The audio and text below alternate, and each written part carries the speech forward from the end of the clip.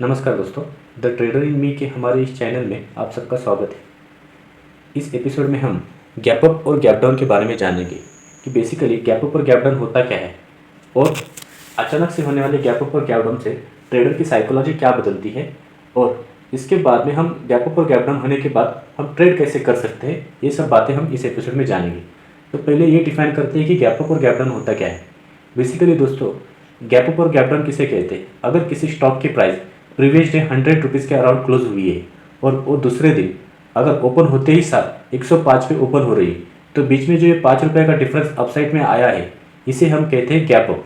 इसमें 5 रुपये जो गेन हुआ है ओवरनाइट, इसको हम कैसे डिफाइन करेंगे कि प्राइस 100 रुपीज़ से 105 तक ओवरनाइट गेन होके ओपन हुई है, तो इस बीच में जो गैप बनता है 5 पॉइंट का, इसको हम कहेंगे गैप अप। उसी तरह अगर मार्केट किसी भी स्टॉक की प्राइस अगर प्रीवियस डे क्लोजिंग होते समय 100 रुपीज़ थी और दूसरे दिन ओपन होते समय उसकी ओपनिंग प्राइस अगर 95 रुपीज़ के अराउंड है, तो ये जो 5 रुपये का डिफरेंस प्राइस में ओवरनाइट आ रहा है, जिसकी वजह से प्राइस नीचे ओपन हो रही है, तो जो बीच में 5 रुपये का गैप है, इसको हम कहेंगे कि मार्केट प्रीवियस डे से अभी गैप डाउन 5 रुपये ओपन हो रहा है। तो इस तरह से हम गैप अप और गैप डाउन को डिफाइन करते हैं। तो हम हमारे पर्सपेक्टिव से ये जानेंगे कि गैप अप और गैप डाउन को हम किस तरह से डिफाइन कर सकते हैं। तो दोस्तों, गैप अप और गैप डाउन को हम हमारे हिसाब से दो टाइप में डिवाइड कर सकते हैं। एक होता है सरप्राइज गैप अप और गैप डाउन और दूसरा होता है नॉन सरप्राइज गैप अप और गैप डाउन। तो चलिए दोस्तों, कि सरप्राइज गैप अप और गैप डाउन और नॉन सरप्राइज गैप अप और गैप डाउन होने के बाद प्राइस में एक्चुअल में क्या बिहेवियर आ सकता है, इसके बारे में हम थोड़ी सी डिटेल में जानते हैं। तो अगर मार्केट सरप्राइज गैप अप और गैप डाउन देता है तो क्या हो सकता है? एक तो सरप्राइज गैप अप और गैप डाउन में ही इसका मीनिंग है, अगर किसी स्टॉक की प्राइस अप ट्रेंड में चल रही है और अचानक से हम एक एग्जांपल लेते हैं कि अगर किसी ट्रेडर्स ने किसी स्टॉक की प्राइस 90 रुपीज़ के अराउंड बाय की है और उसको अच्छा खासा 10 रुपीज़ का प्रॉफिट हो रहा है, तो यहाँ पे क्या हो रहा है, प्राइस 90 रुपीज़ से 100 रुपीज़ तक गई है और उस ट्रेडर्स को 10 रुपीज़ का प्रॉफिट हो रहा है। लेकिन ये कब तक था? प्रीवियस डे के क्लोजिंग तक उसको 10 रुपीज़ अच्छा खासा प्रॉफिट दिख रहा था। लेकिन जैसे ही दूसरे दिन मार्केट ओपन होता है, वो उसकी ओपन प्राइस ही 95 रुपीज़ के अराउंड होती है। तो यहाँ पे क्या हो रहा है, जिस किसी ट्रेडर्स को प्रीवियस डे 10 रुपीज़ का प्रॉफिट हो रहा था, उसको आज ओपन होते समय ही उसका 5 रुपये प्रॉफिट डिके हो चुका है। मतलब उसके हाथ में इन हैंड कितना प्रॉफिट बचा है? सिर्फ 5 रुपये ही प्रॉफिट बचा है। तो यहाँ पे क्या हो सकता है, यहाँ पे मार्केट में पैनिक क्रिएट हो सकता है, क्योंकि जिस किसी को भी अपना प्रॉफिट डिके होते हुए दिखाई दे दिया है ओपनिंग में ही, वो उसका पहला हैंड कहाँ पे जाएगा, उसका पहला हाथ वहीं पे जाएगा कि जितना प्रॉफिट बचा है उतना बुक कर लो।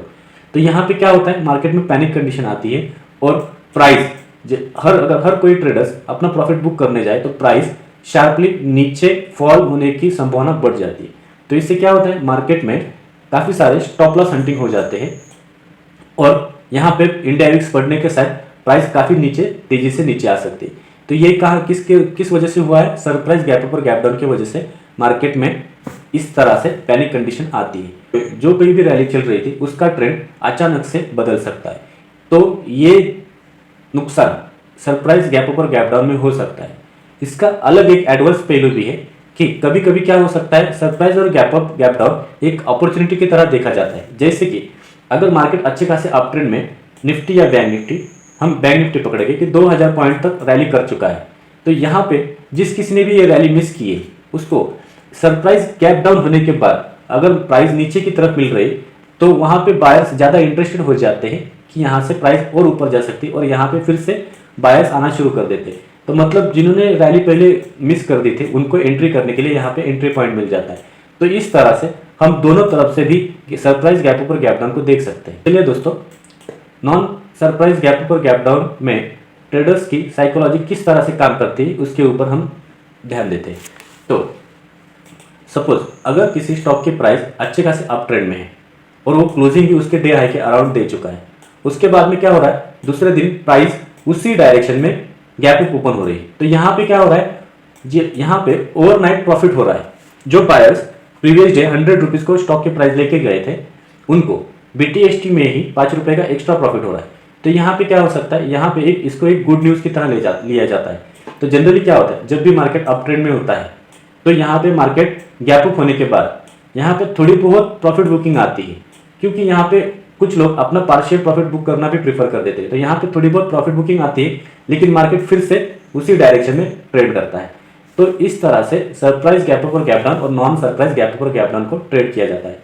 तो चलिए दोस्तों, हम इसको हमारे चार्ट पे देखते हैं कि पिछले हफ्ते जो सरप्राइज गैप अप और गैप डाउन हुआ था, वहां पे मार्केट ने किस तरह से एक्चुअल में बिहेव किया था। तो दोस्तों,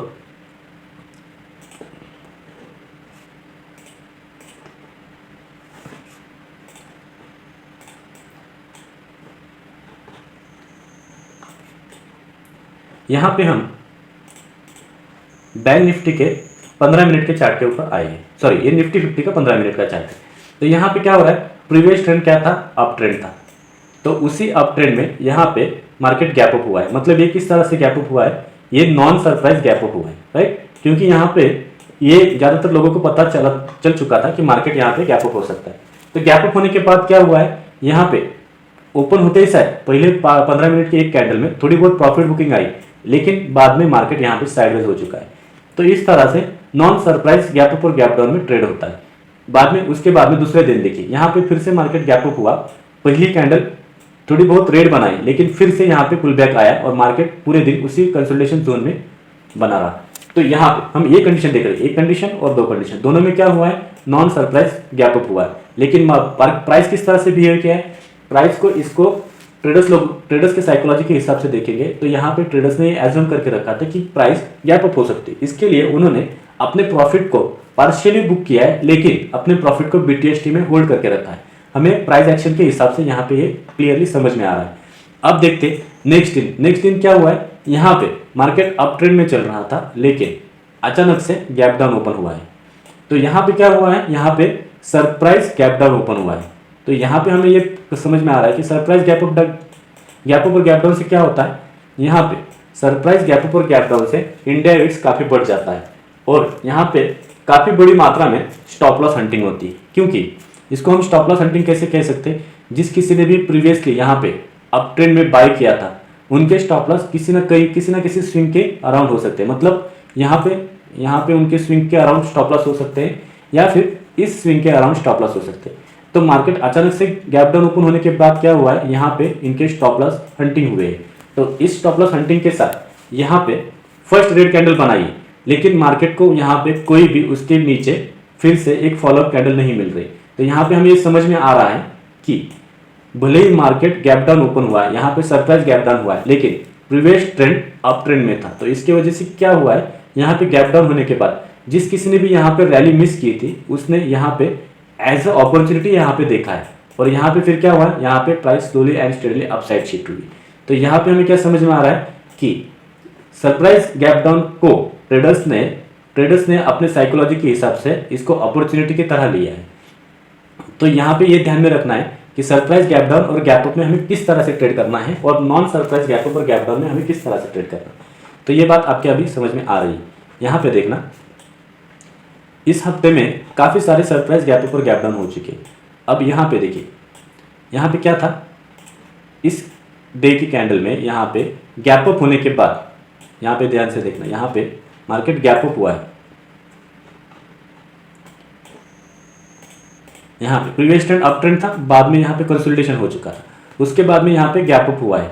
गैप अप होने के बाद ब्रेकआउट तो दे दिया है, लेकिन यहाँ पे प्राइस प्रॉफिट बुकिंग के साथ मार्केट स्लोली एंड स्टेडली नीचे आया।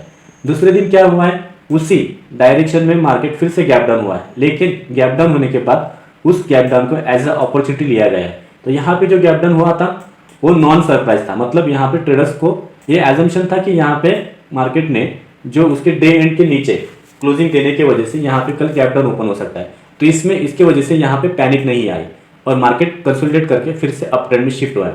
तो यहाँ पे किस तरह से लिया गया है कि बाय ऑन डिप्स की अपॉर्चुनिटी यहाँ पे ढूंढी गई है। तो ये सबसे इंपॉर्टेंट हो जाता है कि हमें किस तरह से गैप अप और गैप डाउन को किस साइकोलॉजी के हिसाब से देखना चाहिए। अब यहाँ पे देखिए, यहाँ पे मार्केट साइडवेज था, साइडवेज के बाद यहाँ पे गैप अप हुआ है और गैप अप होने के बाद यहाँ पे किसी ने भी अपनी प्रॉफिट बुकिंग नहीं की। यहाँ पे बायर्स ने अपनी पोजीशन होल्ड किए और ये यहाँ पे पहले से एजम्पशन था कि मार्केट अप ट्रेंड में गैप अप हो सकता है। तो इसकी वजह से मार्केट में पैनिक नहीं था और किसी की भी स्टॉप लॉस हंटिंग यहाँ पे हुई नहीं थी। तो इस तरह से मार्केट में सरप्राइज गैप अप को लिया जाता है। यहाँ पे जनरली सरप्राइज गैप अप अगर मार्केट हो भी जाता है तो उसको एज अ अपॉर्चुनिटी देखा जाता है और पार्शियल प्रॉफिट बुकिंग के सिवा यहाँ पे ज़्यादा रिट्रेसमेंट नहीं आते।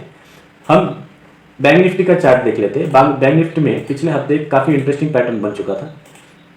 बैंक निफ्टी में क्या हुआ था, यहाँ पे देखिए मार्केट कुछ दिनों से बैंक निफ्टी में डाउन ट्रेंड में चल रहा था।